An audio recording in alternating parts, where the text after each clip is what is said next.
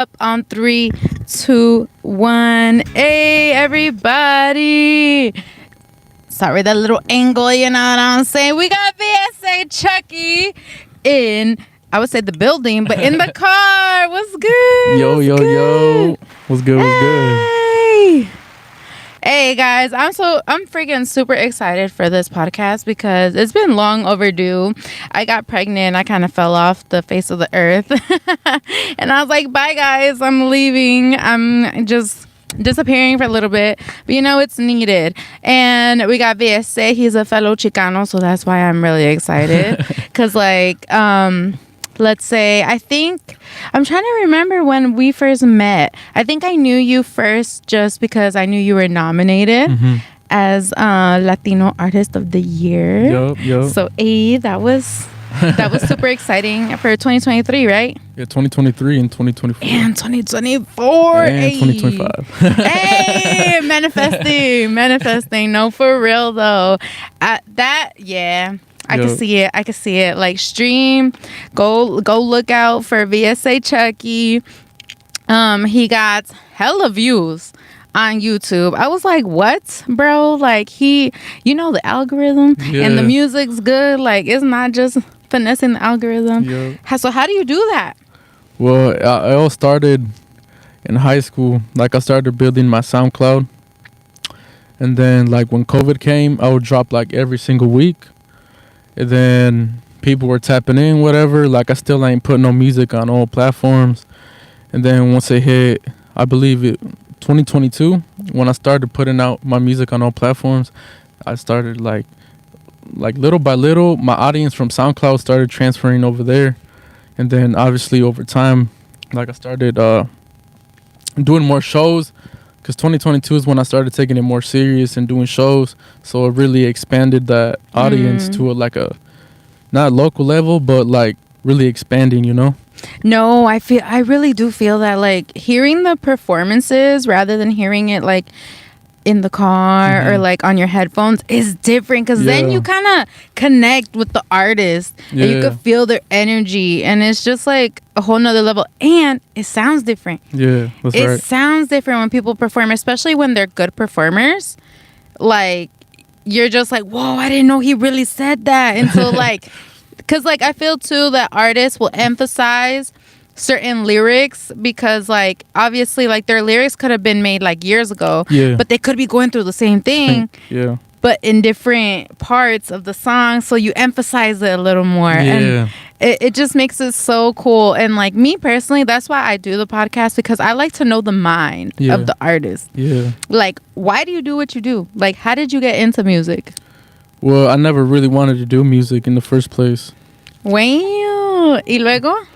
First, I always wanted to be like a soccer player, or like But one thing that helped me along with this music shit is I always wanted to be a businessman.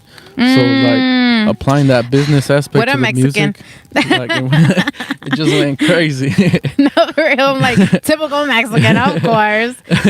What did we come here for? For money, That's for right. business. So and talking about that's like your signature, huh? The what? You'd be like, Hey.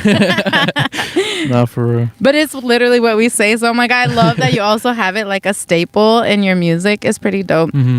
And it's like, I think I seen somewhere that you're a father too. Yeah, I'm a father of one. Okay. Boy. And that was my question too. How long has it been since you were in high school? Because you mentioned you were in high school. Well, I graduated in the year 2021. Damn, you a baby. Yeah. How old are you? I'm 21. I'm 21 right now. Oh my goodness. Wow, that's crazy. Because it's like, I remember being younger and being like, when babies were born in 2000, even though I'm only 5 years, like, I thought it was crazy. I don't know. But okay, that's super dope. We in 2025, guys. How crazy is that? And so he just performed at CSPS for the Bloody Valentine show. How was that? It was good. Like, it was an experience. Like, more people popped out than I expected, lit up the room, flashlights everywhere, going crazy, meeting new people. You know how that should go. So, with everything going on, are you scared to, like, pop out? Like, what do you mean? Like with the world, well, a country, it's not even the world, like with the country going on, like how do you feel with what's going on, like towards fellow Chicanos and Mexicans, immigrants, Hispanics? Well, I experienced that all my life. Yeah. But now that, we're in a new generation and everything is like more media, like the media just pushes it out more. But, I've been experiencing that my whole life. So, it's just in a different level, if that makes sense. Yeah, it feels more in your face. Yeah. Yeah, I agree. Like, especially, I don't know. It also depends because there's more Hispanics where you're around, right? Yeah. Because he came from 3 hours away. Yeah, 3 hours away. So he travels all the way over here, and it's more Hispanic place. So I bet you don't feel much as an outsider. Or have you experienced much, I guess, racial? Well, like where I'm from, it's a diverse town, so we have all types of races. So, and white people are like the minorities. Oh, okay, that's how it was where I grew up too. Yeah. So, like, I grew up with Asians, blacks. I never saw any type of, like in certain parts of different states, people are segregated. It's just how it is. You can't change it.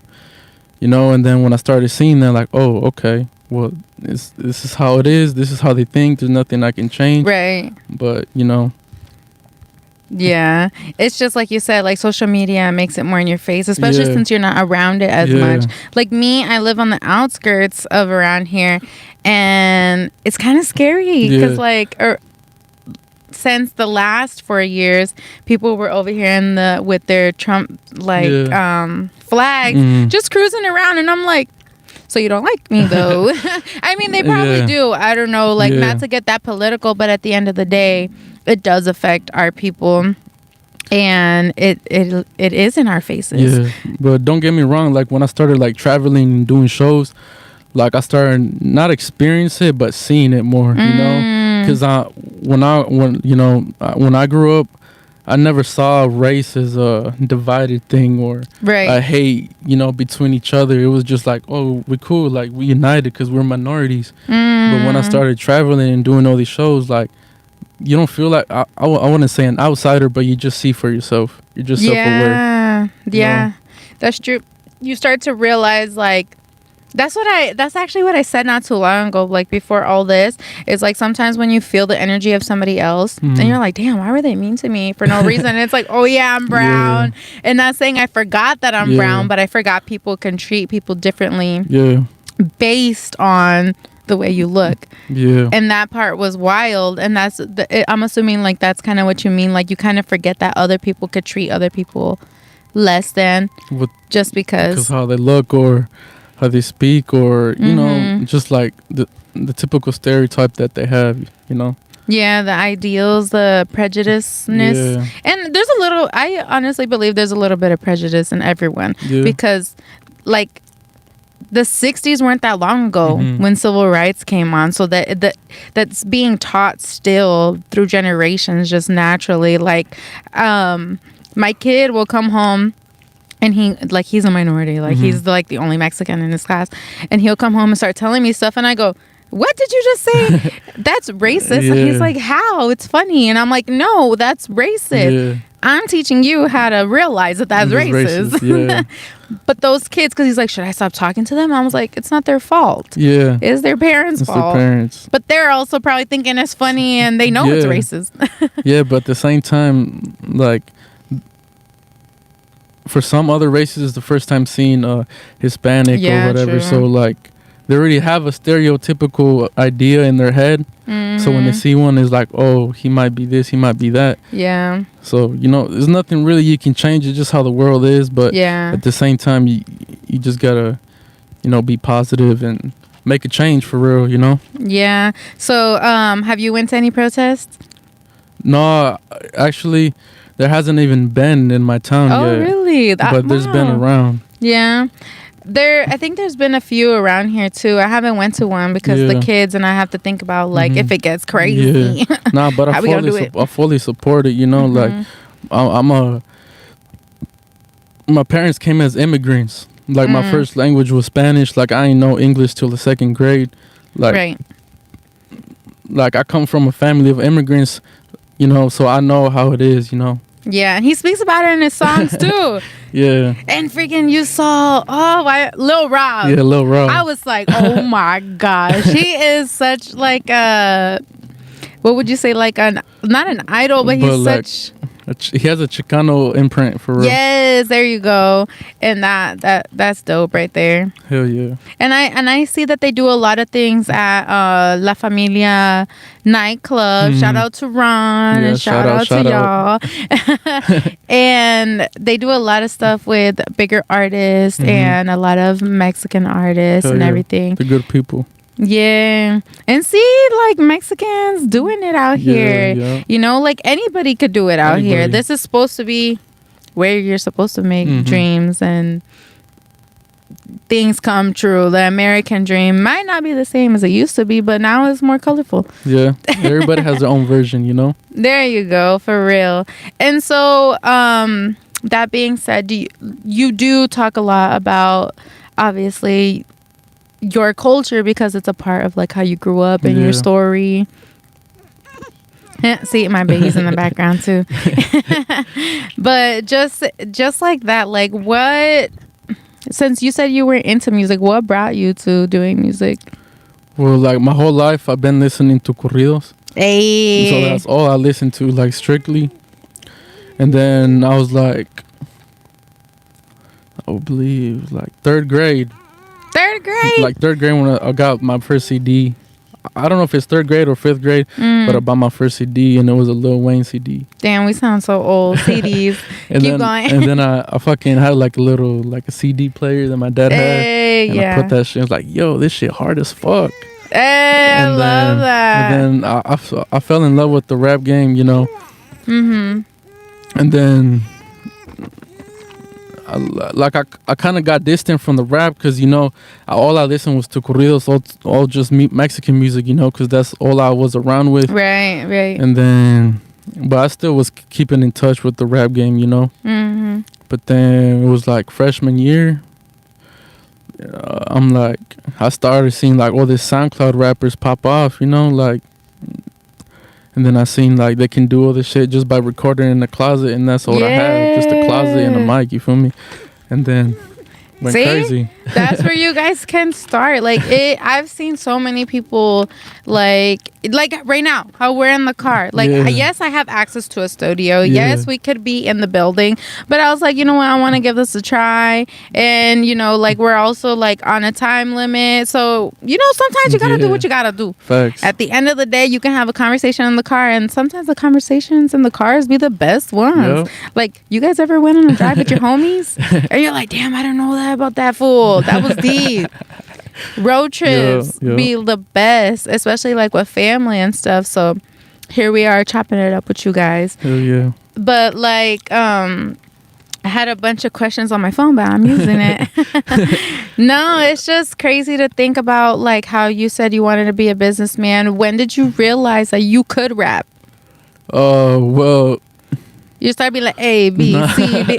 Nah, it's because me and the homies would always do roast battles, Hey, so love that. like even like middle school, we would all roast each other, and then they would just make shit that rhymes, and somehow I would always come up with a stupid ass rhyme. Hey. But it rhymed, You'd be like bars you didn't even know. And they're like, bro, you should just start rapping for real. I'm like, I should, huh?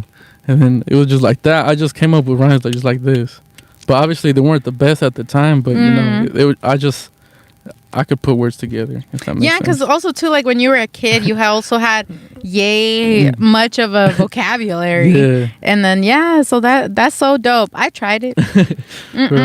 Not for me. I sound like if I'm still a little kid. Like it sounds crazy. Maybe if I actually like put my mind to it, I don't know. Yeah, anything's possible. Anything's possible when you put your mind to it. But I'm not putting my mind to it. I'm like, how about somebody write me stuff and I'll just repeat it? Like I could barely remember lyrics, like to anybody's song. Yeah. So I'm like, damn it. No, I feel that. I feel like there's the same thing with me because I make like hella songs and. That's a good question too. I'd be asking, how do you remember your own lyrics? Like when it's time to perform.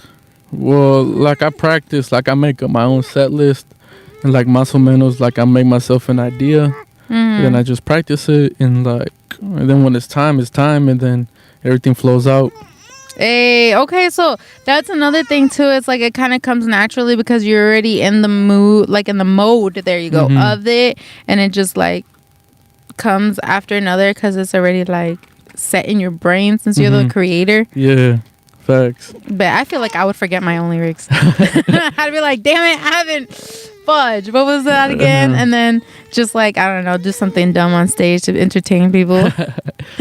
Which is too like, I've realized like you seem more shy like outwardly, but when you get on stage it's a whole different persona. Like how do you get up there on stage to perform? Because that's kind of scary. I'm just like chill, like laid back, you know.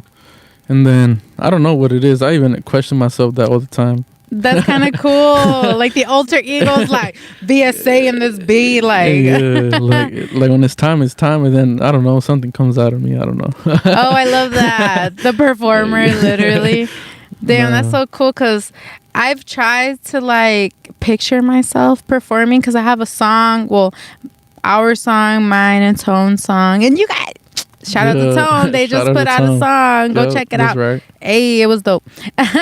And I thought about it. I'm like, could I perform it? I don't know. It makes me so like anxious, but I could do karaoke. Yeah. No, like I feel anxious all the time. Like my first show was when I was 16. Oh, okay. Yeah.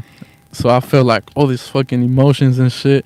Yeah. So then, do you take liquid courage? Is there anything you gotta tell yourself before you get on stage? Nah, I just always seen it in my head, so I just gotta go do it because it's just meant to be, you know. Oh, I love that. You kind of already like you see it forward.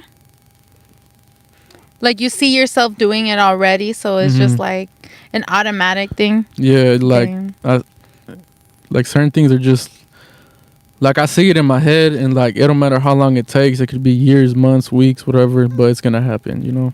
Yeah, okay, I love that. See, like he's spitting out, you know, some advice right here. You gotta pay attention. You're dropping some gems. So, who would you say you would collaborate with, whether it's local or whether it's like big artists, somebody that you would be like, yeah, that person right there, I vibe with. I would collab with them. Oh, Jeezy from Shoreline Mafia. I'm opening. That one's coming up. I'm opening for OGZ March 15 in Sioux City. Hey. So it's just crazy. Like I used to bump their music like 2016, like my whole high school. Like that's all I listened to, and like he's another big factor why I started doing music because he's Mexican too. So obviously there was more Mexican rappers like in history, but what I saw, he was the first one I saw. So I'm like, oh shit, he's doing this movement. You know, everybody's fucking with it. You know, like. You know, that's where I got like the little lingo and the flow and shit. Hey, that's what's up. That's like one of your inspirations. Yeah, one of them. Yeah. Oh, I love that. And then you're opening up for them. Yeah. That's so dope. Yeah, you just gotta put it into words, like you just said. You kind of have to envision it and make it happen. Look, is there? Facts. All right, love that. And what about locally? Who would you? Man, there's a lot. I guess locally would be for you. That's a good range. Yeah, I mean, there's a lot, bro. A lot. Or like some features already happened, but we haven't even made the announcement or like put it out yet. So that's true. I've seen that you did a collaboration with Zeph. Yeah, Zepster. That's Zepster. Nick with 2Ks. Tone the Boss. Let me see if I can think of anybody else on the top of my head. Shine, of course. Yeah, Shine is my dog. Is my dog. Like, you guys are really. I've been like peeping your like I guess like marketing or like the way that you guys do it. You make a song and make a video, right? When you make the song, when you collaborate with them, like since you travel. Yeah, like let's say I'm like, let me just put to example like I made a song with Zepster, and then like. I would say like 3 months back. And then like we didn't announce it or none, but we just made it. And then the Sioux City show that came up, I linked with Tone and then we did that song. And then I'm like, I'm gonna just go to Iowa City and Cedar Rapids and just.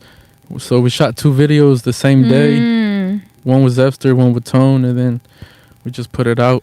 Hey, I love that. And so you get little teasers of it too. And then you're like, you haven't even released a song. You're like, watch out. I love it too, because that's what big artists be doing.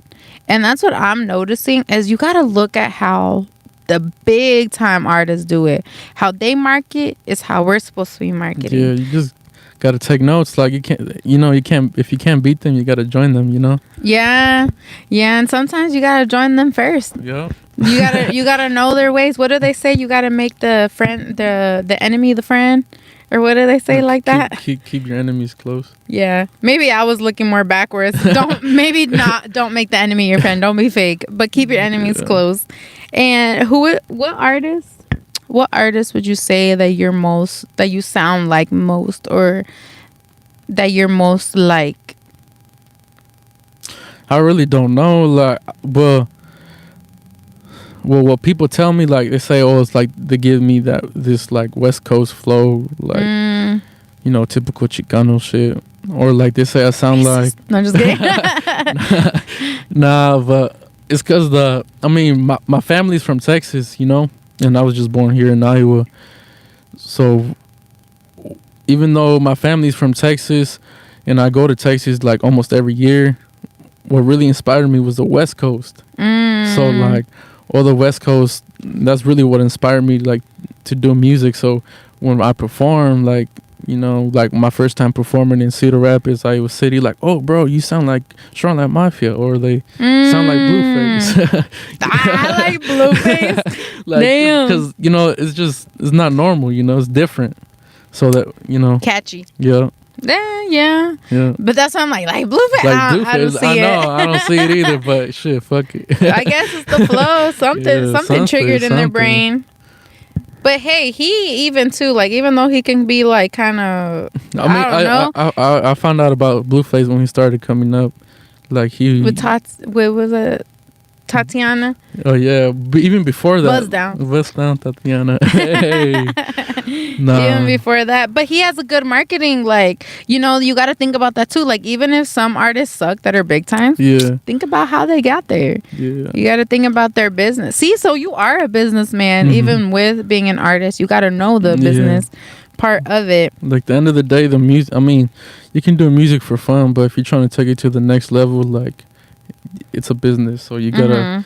All businesses, they all need marketing. They all need some type of funding. They all need, promo. The list goes on. But the same thing applies, but to a different level. Yeah. Now you're just selling yourself, but not like that. Yeah, not like that. You're selling your art, your personality, your image. Technically, just not those images. Or I don't know. Maybe that's what you do. Go follow BSA and find out. No, so talking about that too. Me being around a lot of artists and like I get along with a lot of men too. I realize that the dating life in the artist culture is so difficult. Like most of the time, the dating life doesn't even become a dating life. It's just like a situationship that just lasted a few days because like they leave. Yeah, they leave. Like the girls can't hang, and like guys too, like they can't hang because most of the time artists are devoted to their art, and it does sadly come first in a lot of times. And like with being a dad too, like me, that's kind of why I fell out for a while. I was pregnant and tired all the time. I couldn't do both. Yeah. You gotta kind of either balance it or pick one or the other. So how do you balance that? Well, how can I prioritize? Yeah. I know. I'm like, I can't. We know 2 languages. Can't speak in either. No, I felt that. But obviously, I put my son first, like my family first. Like that comes first. And then second comes my music. And then whatever comes next flows out. So I'm not really stressing about it. Like I knew like shit like that is supposed to happen. Like I even experienced it myself. Like they don't really understand it to a really deep level. Like the kids or the you're saying the partners, Yeah, like the partners, situationships. Like Yeah. they can say this. I mean, they can say they support you and everything, but they really don't understand you deeply, which is fine. But everything comes at its own pace. Like when it comes to that shit, I don't force it. If it comes, it comes. If it doesn't, I don't trip about it. Yeah, I definitely agree. And I think it's not so much that the person understands it, but it's also like where, at least being an adult, you have to understand if that's what you want in your life. Yeah. Like you also have to be a busy person, I feel like. Like somebody who is with an artist has to either also be an artist or a busy person that you're not like clinging onto the artist for their like all of their attention. Because it's like... Yeah, but at the same time, you can't let everybody in either. Yeah, the clout chasers. Sometimes like, it be distractions. I hate to say it, but there's times that it can be that. Not always, but it can be that. And then now you got a good song. You gotta put some little drops in there talking about it. Shoot. So how would you like to be remembered? Like, especially being a dad, I bet that has changed, like what you want to leave behind as an artist or just like as a person. Well, I just want to put out like hella music, like a whole lot of bangers. People really listen to my music. Just really value the work that I put in. That's all I care. I don't care if I'm like famous or not. Right. If it comes, it comes. But I really want like my work to be appreciated. That's it. That's all I ask. And then what if it isn't? Not saying you suck. I'm just saying. Well, it's gonna happen one day. Hey, okay. That confidence right there. No, that's facts though, because obviously the views. The views already tell. The views can say, it's cool, I appreciate it like very much. But when the people like people personally tell you, it just hits on another level because they really feel like that connection, whether it's through your music or you just being yourself, Yeah, no, for real. I definitely, especially like being content, I feel like I'm always behind the scenes. But when somebody actually comes up and tells you or like just messages you and be like, hey, I really vibe with what you said here, like that connection is so deeper than like the views. I feel like 100%. Like I appreciate it because I remember when I didn't have any views, I started with no views. Like my shit would get 50 plays, 100 plays, but I was so in love with the grind. Like I just kept pushing and pushing. And then when some shit hit the roof, like I'm like, it's just meant to be, because it is what it is. Yeah, Gulfstream, BSA, Chucky right here, El Chucky. Don't get scared. Go watch it. That's right. And hey, in freaking Chicano culture, like Chucky, like that's such a BA name. I feel like I want to call up, like like Moco too, like that's hard. Like booger over here. There's a bar named Moco. Little Joker, sad girl over here. Tune into the next one, guys. Thanks for watching. And yeah, like I said, BSA Chucky, and we out. Let's go.